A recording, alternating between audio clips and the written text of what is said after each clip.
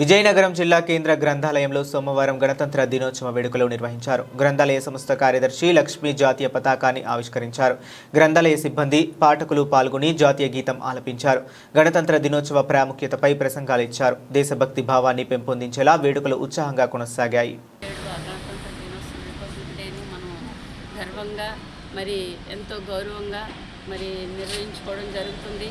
అయితే ఈ ఇంత గర్వంగా ఇంత గౌరవంగా మనం నిర్వహించుకుంటున్నాం అంటే దీని వెనకాల అనేక మంది మరి ఫ్రీడమ్ ఫైటర్స్ వాళ్ళ కృషి ఫలితంగా మనకి స్వాతంత్రం వచ్చింది.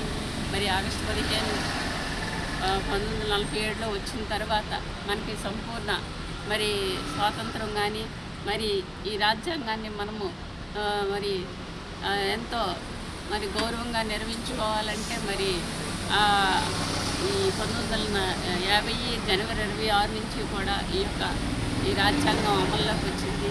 మరి ఈ అమల్లోకి వస్తూ కూడా మనకి ఎన్నో సమాన హక్కులను మరియు సమానత్వాన్ని మరి చట్టాలని మనకు తీసుకొచ్చింది.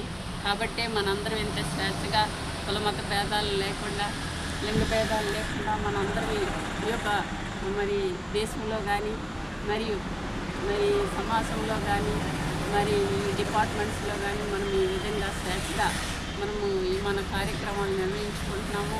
కాబట్టి మీరందరూ కూడా ఈ యొక్క దేశాన్ని మనం గౌరవిస్తూ మనం స్వేచ్ఛ సమానత్వాలతో ఇంతగా మనకి ఈ గణతంత్ర దినోత్సవం మనకు తీసుకొచ్చింది. కాబట్టి వారందరికీ కూడా మనము మరి విలువిస్తూ మరి ఈ సమాజంలో మనము గౌరవంగా నడుచుకోవాలని, మన దేశ అభివృద్ధికి కానీ మన సమాజానికి కానీ మీరందరూ కృషి చేయాలని